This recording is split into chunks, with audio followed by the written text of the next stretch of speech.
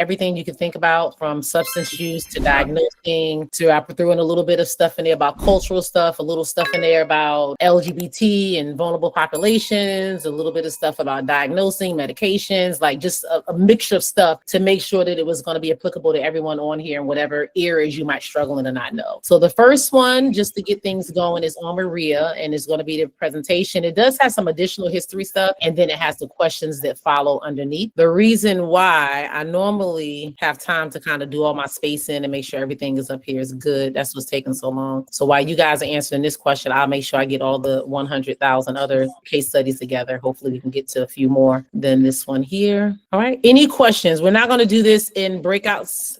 If we'll see how this one goes here, the other ones we might do in breakout sessions. That's what I meant. Because if I do breakout sessions, I can at least break y'all up in groups of like 5 or 6 versus now there's just one big group of almost like 50, 60 people up here. So it's kind of hard for everyone to get an opportunity to chime in. All right, so here we go. Let's see what we can do with Miss Maria. And then, yep, 4:25. So we're making good timing. We'll do Maria until about 4:30, and then we'll do all the other case studies. So can everybody see it? It gets smaller here. So, all right, got you guys. And I'm still letting people in, guys, but thank you. I think you guys muted. No need for me to mute. Oh, no, you didn't mute. You're not muted, Trudy. All right, those are questions 1 and 2, and then I think there's one more question for this case study. And when you guys are done with questions 1 and 2, just can raise your hand so that way I can show y'all 3. There you go. All right, anybody want to read? Volunteer to, never mind, this is a long one to read, but anybody want to feel like they can summarize? So this is like a case analysis for all of y'all up here should be able to do like a case review, like you're going to present to the team and you're giving them some information about the case, just telling us the absolute things we need to know.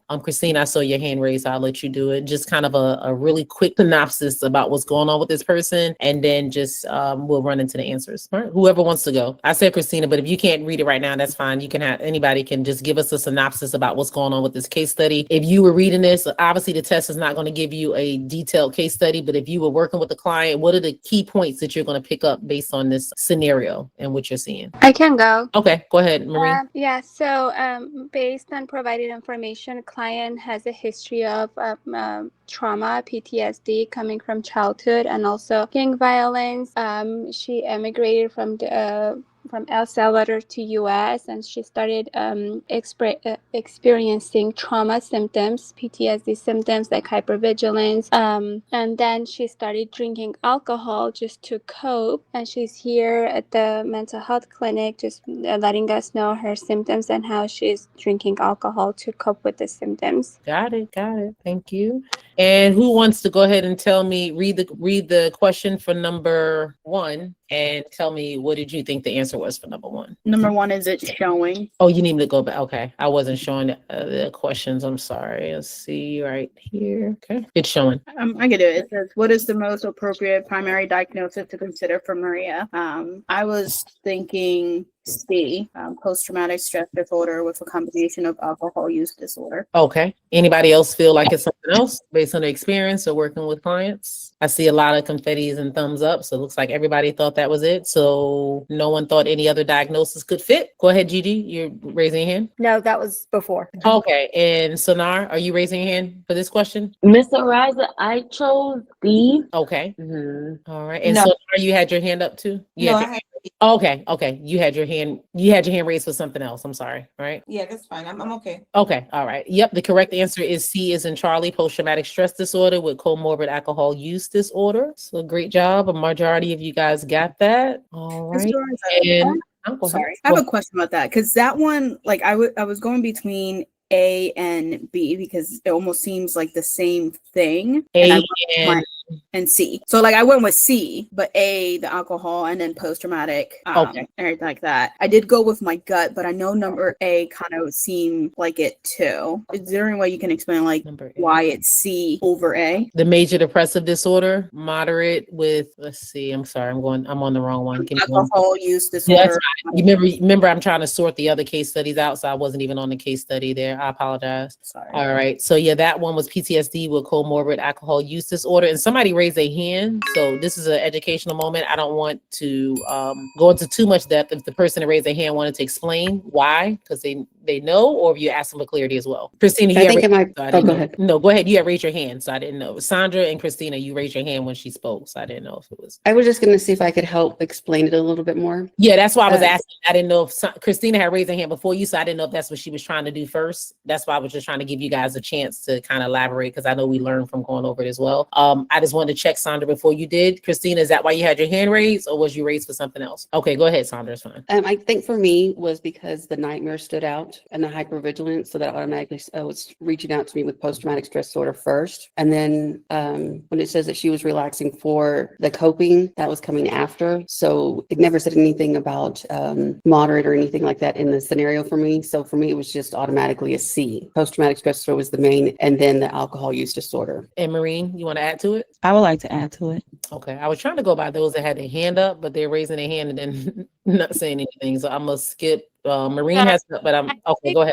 I wanted to myself, and then I automatically hit it on a different. No, but I was having the same explanation. Seems like the symptoms started pretty. The symptoms are more severe than the alcohol. So alcohol is just being used to cope with that symptoms. And based on the case, there is a huge history of trauma. Exactly. Does that? I forgot who raised their hand, but is that making sense, or is it something else that we're not hitting on that you have a question about? It was me. So yeah, I just kind of wanted to know, like, why was that one over that one? So I think what I picked up was because there's a moderate word in the answer and there wasn't one in the question. That not necessarily the moderate. I mean, that's the piece and the key. But when you're looking at the situation, the person, the question, you're saying you were going to go with A, which is alcohol use with comorbid with post-traumatic stress. That's what you were going to go with? It was between that and C, and then I went with my gut with C. Yeah. And normally when you see a diagnosis listed, like the person has a history of trauma, like that supersedes, that's like the main thing. And then they also have alcohol use as well. So normally when you see diagnosis, you kind of go with the one that is most severe, the one that's like screaming, to let you know, you go in order of severity. The way the DSM-5 is made and written, that's how you're supposed to do it. The DSM-4, which I don't want to confuse you guys, but the DSM-4, like when I took the exam, it was axis. So like axis 1, axis 2, axis 3, and then the diagnoses kind of went in order, so you knew it. But right now, you can list all the diagnoses with the DSM-5, but you still want to start out with the one that is most pressing or the one that's most prevalent. So that's why we want to go there. And Terry said it, the one that is affecting more of their life in a negative way. So the alcohol obviously is doing that. So is the marijuana usage. But first and foremost, we can hear she's witnessed the violence. She's had,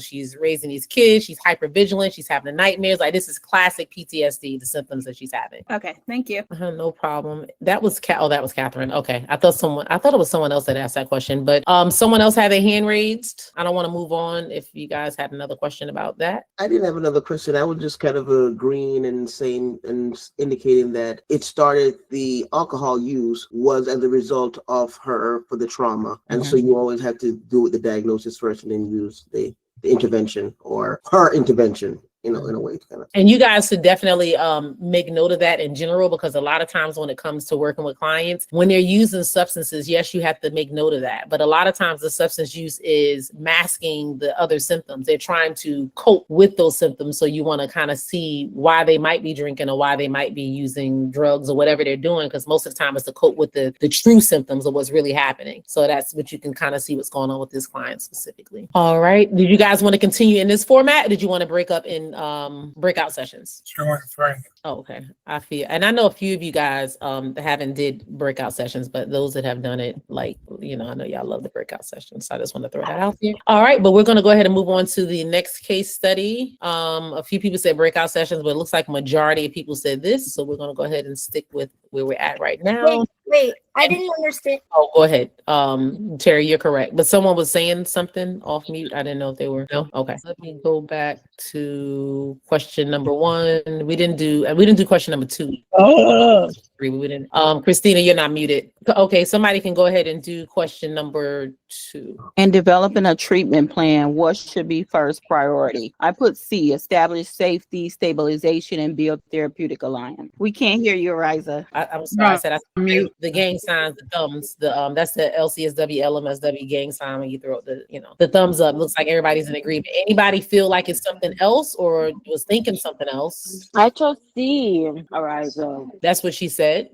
Me. She chose C. I'm asking, did anybody have anything different? Did anyone pick anything different besides what she picked? No? All right, C is correct. Let's move on to question number 3. All right. Do you mind if I do this one, Miss Sure. Ariza? Go ahead. Go ahead. Okay, so number 3, trying to make it bigger here for me. Maria asks, I can't see it. Okay, here, good. Maria asks if you think she's an alcoholic and seems ashamed. What is the best response? All right, guys, real quick. I'm always talking about the community, the LCSW vibes. We leveling up. And this is the sneak peek of the community. As you can see, it's on and popping. We got a lot happening. I got ethics over here, human development, or study guides that you guys asked me about on the YouTube channels. All right there. Test questions. You just want to level up and learn and see if you can answer those questions. I'm testing your knowledge. Let me go back to the home screen. If you want to learn more about what services I offer and what other things are there, that is where you go to the learning tabs. We leveling up. So why don't you join so you can level up too? I chose B. Ariza, you're muted. You're choosing B, and everyone, Joseph, you're saying D. So did anybody else pick D or another one? I picked D. I picked D. I honestly, I didn't know. That's I mean, okay. I couldn't figure it out. I was like, these are the questions that stump me all the time. Okay. So we got a lot of different answers in this one. All right. So Maria asked if you think she's an alcoholic and seems ashamed, what is the best response? So those that said A, let's not focus on labels. What matters is how alcohol affects your life. How many people were going with that? And can they explain how that statement is the best response? Well, It's the best style question. So how would that statement be a best response when you're answering her? I selected A, so it wouldn't seem like we were laboring her. And maybe to sound more positive, I didn't want to seem like I would judge her and see what she would think. Because I know we're not supposed to like assume anything, I guess, to make her feel any type of way. Okay. That's the reason I chose. Okay. Anybody else that chose A? All So right. I started to choose A. Mhm. I started to choose A, but then when I thought about it a little bit more, I thought that would kind of be a little bit dismissing of that client, of Okay. where that meeting them where they were at. She's Okay. asking a question, am I an alcoholic? Okay. So what I did went with D. you went with D as in David? Yes. Okay. Many people with trauma drink to manage symptoms. You shouldn't feel ashamed. Okay. So that I was chose B, Ariza. okay. So anybody choose C? I did. Okay. You want to explain why you chose C? Based on your drinking pattern, you do meet the criteria for alcohol use disorder. Oh, no, I'm sorry. I meant B. I meant me. Sorry. Okay, Nope, okay. that's not me. No, a lot of people pick B, so I was trying to figure out.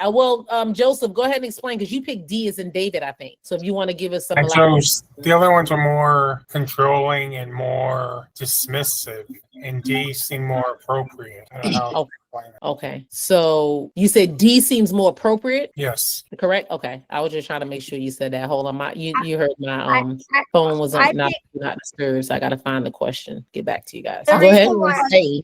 I picked D also, but the reason why I picked D is one, they talked about the shame, so I wanted to minimize her shame and make it more. A lot of times, because I actually work for a substance abuse treatment center, a lot of times we try to normalize things. I mean, like your behavior isn't like out there.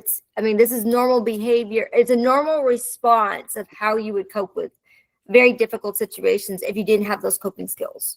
So that's kind of what I was thinking of. So Why I didn't choose D. I'm sorry. Go ahead. No, I'm done. I didn't pick D because it's not what we're doing at the job. I know as Ariza always tells us, it's not what we're doing every day. This is basically a comprehension test. And so I didn't choose D because when it says many people with trauma drink, it's kind of like we're justifying that for them. And I don't think we're there to like make them feel better. We're there to work with them and empower them. That's why I chose B. We're supposed to, and they're the expert matter and what they're going through too, because I remember hearing that as well. But I could be wrong. I chose A. Oh. I didn't choose D because a lot of people that deal with trauma don't go to alcohol. They use other things besides alcohol. So that's why I kind of went with A. Okay. Well, they might. Okay. Well, you guys, I'm just taking it all in and listening to where you guys are coming from and just trying to see. So right now we have it's mixed. We got people that's saying A and justifying it. We have people that's saying B and justifying it. We got C that's justifying it and D. Shirley, go ahead. Did you want to add something before we go over? give the answer? I choose C because I think that I should be honest with the patient, and based on the amount of alcohol she consuming, I find she fit the criteria for alcoholic. Right, I picked D. I mean, I picked B. Did you say B is in Bravo or D is in David? Yeah, I picked B. I didn't pick D because I'm like the other. I didn't like the way many people would trauma drink to manage symptoms. I don't like the way that gave out, but like with B. So Maria, you using alcohol to cope with difficult feelings. Let's explore that together. I like that better. You said you like that. I'm sorry. You were saying you like that better. The answer. Yeah, I like the way that's saying. So Maria. Okay. So when we got so this is the only thing I'm gonna say, because I still want you guys to answer before I give this. So this is what I want you guys to think about when we're looking at a best style question. What are we really focusing on? What is best for the client? Intervention and treatment and boundaries. Effective, what's long. What's the best in the present moment? Yeah. Best. What Like it's what's a best style question. ethically sound. Most ethically Sound. Yes, what's most ethically sound, what's most clinically sound, which one is going to give the greatest impact, like all of those types of things we're looking at, when we're looking at that question. So when you're looking at the questions, just take some time, read through the options again, and tell me which one is leading you to feel like if you were in that situation. We want to make sure we're not judgmental. We want to make sure we're not labeling. We want to make sure that we're understanding. We want to make sure that we're supportive, but we want to make sure we're direct. So many different things we want to do, but we have to, which one sets the tone and says, this is what we do. I chose A because I felt that it had the least amount of sort of like saying to the client, like blaming them. And if they're asking the social worker what their thoughts are, how they feel, but it's not about how they feel. The social worker is about how the client feels. So if you're not that's not to label someone initially and try to. That's what you picked A, right? Where you're not focusing on the labels. You're okay. I thought you were saying another. Okay. No, A. But Ariza, so the reason why I stuck with B is because let's see. So the client is using alcohol to cope with difficult, with difficult problems. So my best guess would be to why are they using alcohol to cope with certain situations, certain problems. Let's explore that let's explore that on all levels. Okay. So anybody else want to justify B? I know it's B. It seems like it's the majority here of why. I can see why people are geared towards D, but I'll need to hear. For me, I remember you saying that we had to validate also where they're coming from. Okay. So we are saying you're using alcohol for difficult feelings because that's in the scenario. So we're validating, but then we're working together. So all of you guys, if we're coming from the most client-centered way that we're going to communicate, and we're looking at like motivational interviewing techniques and principles and things like that, what would your answer be if you were coming from that route? I just want to say that's exactly why I chose A, to be honest. Like my hand was raised, I was waiting. I looked at the question and it might be the wrong answer, but I chose A based on it saying what matters is how alcohol affects your life. When you're thinking about the stages of change, that's aligned with one of the principles of the questions of, are they motivated to change? She's already asking the question. She's already thinking, am I an alcoholic? So she's on the continuum, like she's there. She's not pre-contemplation. She's contemplating. And so now she's primed for the next part. And that's how I got my answer. But I could be very wrong. Okay, good breakdown of how you came down. I just wanted to add those 2 points in there. Let me hear from Nina, and then I'm gonna go ahead and give the answer. What was you thinking and picking? B. I was thinking as far as she was asking my opinion. And so normally when I see these kind of questions, when they ask our opinion, it's more as far as what they think, as far as you're using alcohol to cope with different feelings. It's like, just like the other lady just said right now. And then it's like, let's explore that together. I'm thinking like the pros and cons, the different things that you're in a right, so she can go ahead and notice herself. Okay. So Nina is saying B is in Bravo, and then we got a lot of A's, a lot of B's, C's, and D's. So I guess go ahead, Joe. Last one, I promise. I still got people trying to enter.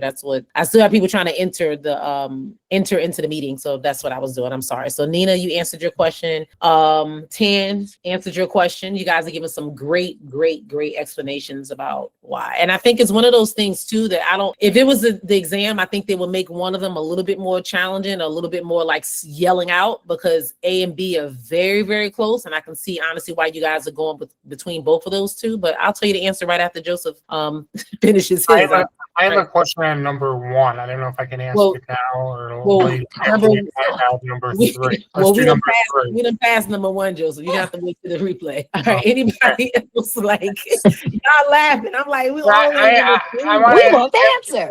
We trying to finish. I got like 8 scenarios and it's 4:53 and people are still joining and still trying to answer the first case study. I'm just trying to, give the people what they need tonight. So let's just finish this one up, number 3, and then we're gonna jump to another one. All right. So Helena and Lorenzo and Marine, did I answer y'all? Or did y'all have something you needed to add before I give the answer, or do y'all just have your hands up for something else? I just want to say in regards to B, I believe that you're still assessing. So when it says let's explore that together, leaves that door open for assessing. And the first part, you're using alcohol to cope with difficult feelings. Kind of to some degree normalizes and validates. So that's where I was going. Okay.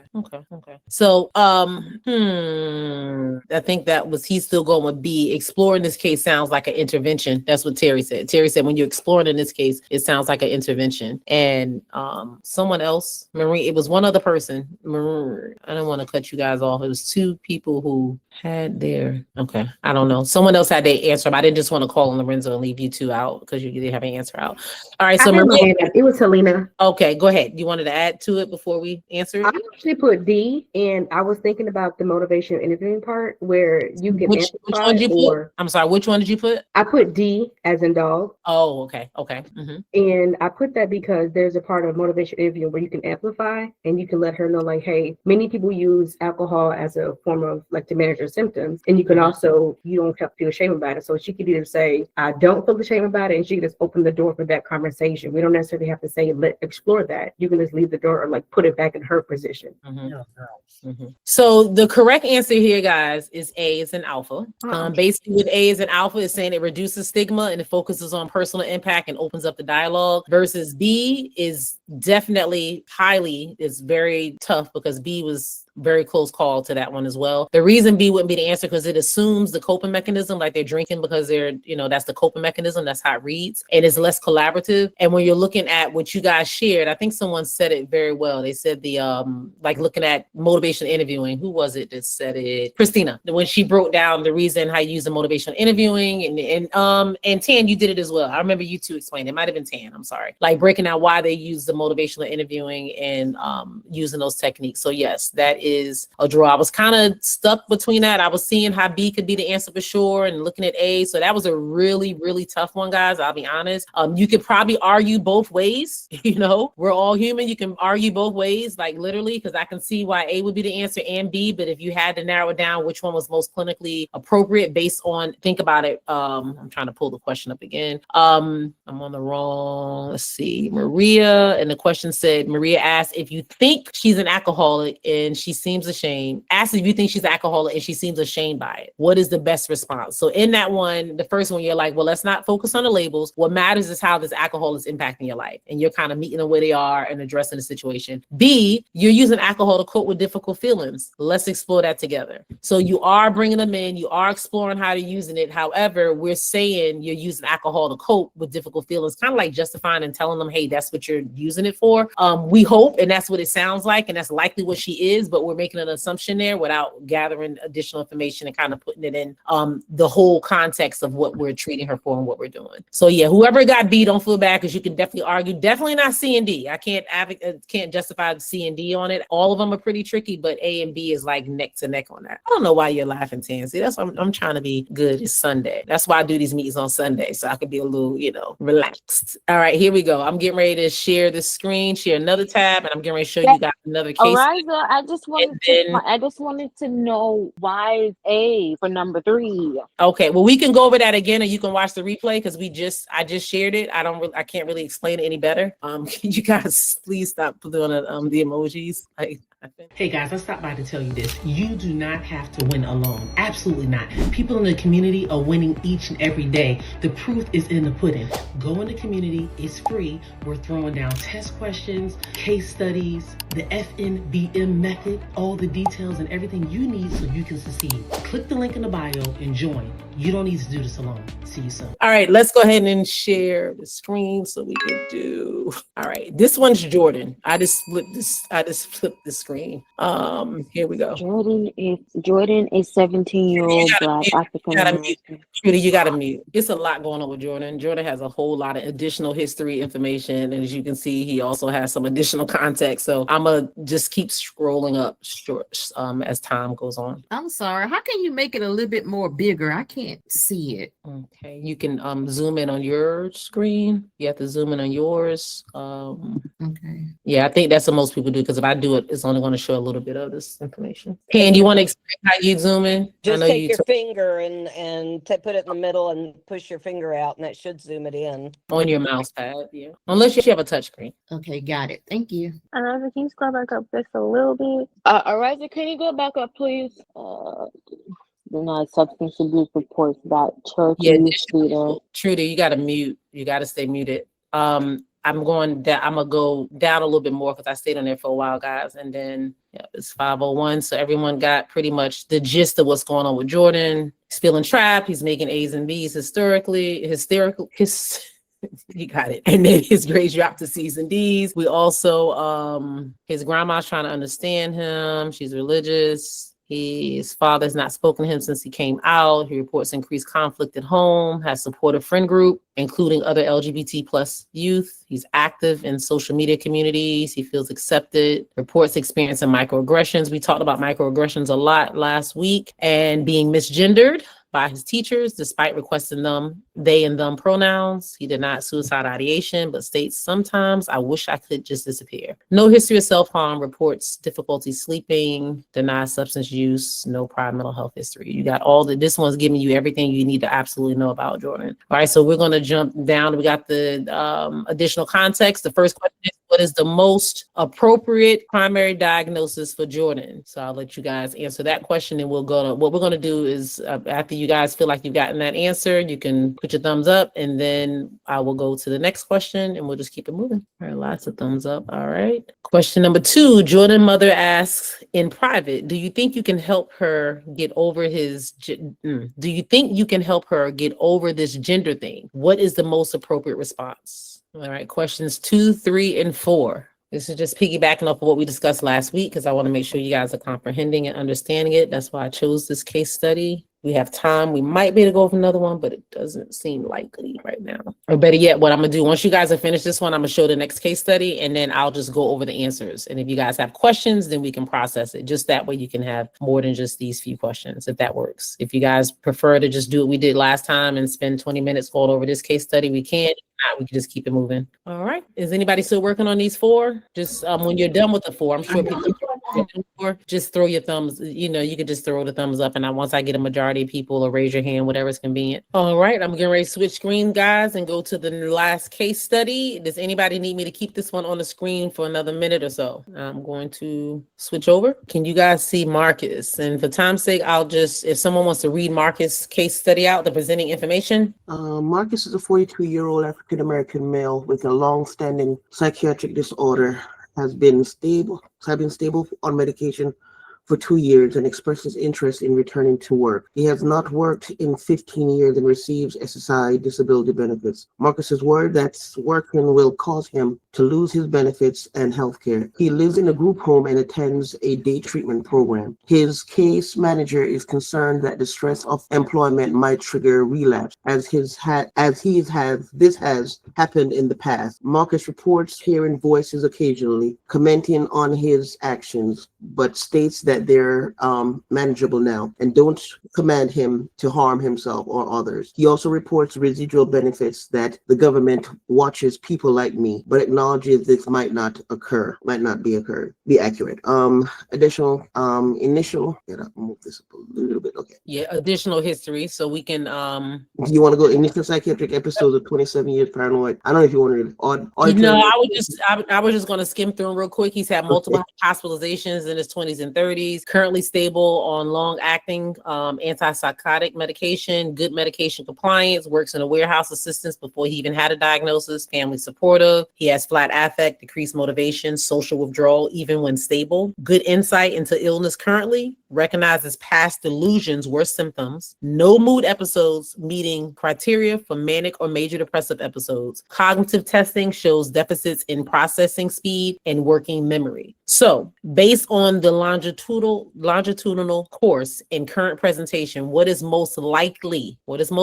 Marcus diagnosis? He has schizoaffective disorder with depressive type. Are we going with schizophrenia with predominantly negative symptoms? Are we going with delusional disorder, persecutory type, or brief psychotic disorder recurrent? And we have not had a chance to go over diagnoses in a while. So anybody wants to add?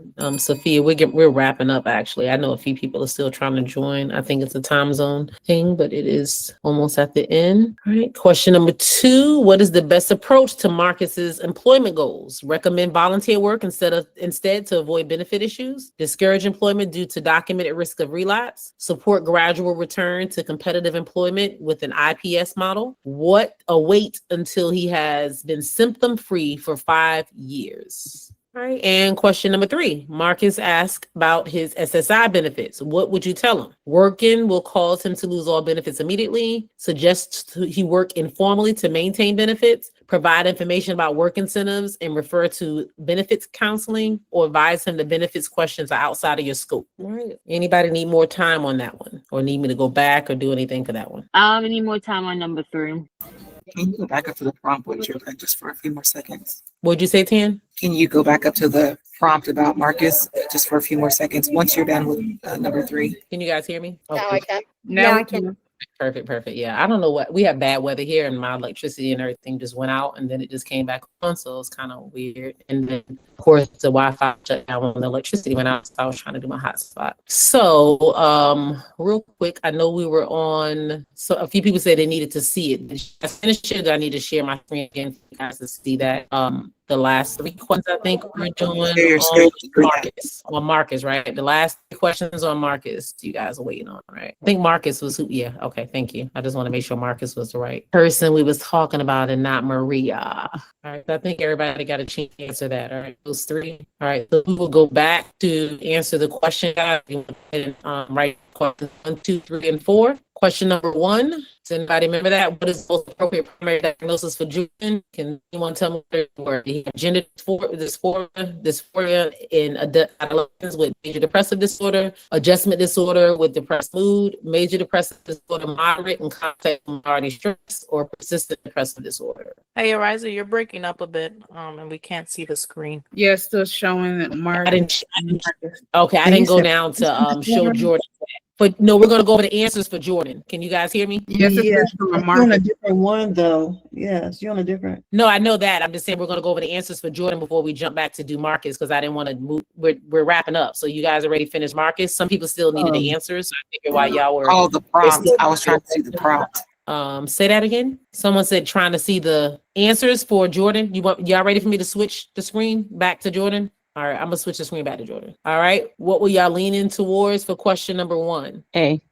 So everybody's going with A for question number 1. No one else. Few people are typing some other things. I don't really know what that means. Okay, everyone's going with A on there. I know my signal's going in and out, so I apologize. A, gender dysphoria in adolescents with major depressive disorder. What symptoms of someone said C is in Charlie? C, I meant You guys are typing it in there. So whoever picked A, just one person, can you just tell me what symptoms are you showing that he's showing that says that he has gender dysphoria, and then in adolescence with major depressive disorder? Like what symptoms did you see or hear in this scenario that told you that that's what he was having? All of you guys, pick C or A. What did you guys pick for that one? I saw one person, somebody else said B, somebody else said B. All right, so yeah, I see a lot of different answers in the chat. So if anybody just wants to explain, a lot of you are saying A, gender dysphoria in adolescents with major depressive disorder. I did see some people say adjustment disorder with depressed mood, and I did see someone say major depressive disorder in the context of minority stress. So can I just get some reasons why you guys, because everybody's pretty much in another space and place with these answers. So I'm just trying to figure out if somebody can justify where the gender dysphoria is at for all the people who pick A, and then I'll have you guys do the same for B and C. So for me, I chose A just because Jordan mentions feeling persistent discomfort since puberty, and just the fact that they don't feel accepted with their current gender, and that the parents don't agree, the teachers don't listen when they ask to be called a certain type of pronoun. Got it. And- Okay. And go ahead. Shasta. I was gonna say Oh, I no. selected C. I'm sorry. Okay, go ahead.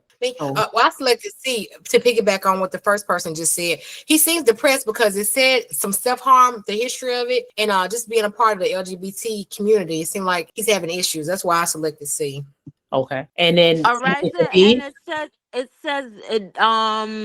it says describe persistent discomfort with being perceived as female since puberty. Okay. And then some people picked, I think a few people said they picked C. Can somebody justify why they picked C? I did when I said C. You said you picked I C. put It on was her- somebody else. Yeah, you I said. did. C, I meant. Okay, it was somebody else in the. I thought it was a few people in the thing. So, and then A, we got a few people that justified A, a few people that justified B. Anybody think anything differently that they did not get a chance to share what their thinking answer is? No. All right. And just a little bit more because the correct answer, moderate, back at that part with his body and like the other. Hey, we can't hear you again. You can't hear me? You're breaking up. All right, You're breaking up. I'm not sure if you gave the answer. Dang. I'll jump off and jump back on it and see. I don't know why. Let me see. We can hear you now. You can hold on. Nope, Let me you switch just my finished Wi-Fi. in and out again. Let me just switch my Wi-Fi. Reza, you there? Okay. Now, can you guys hear me now? Yeah.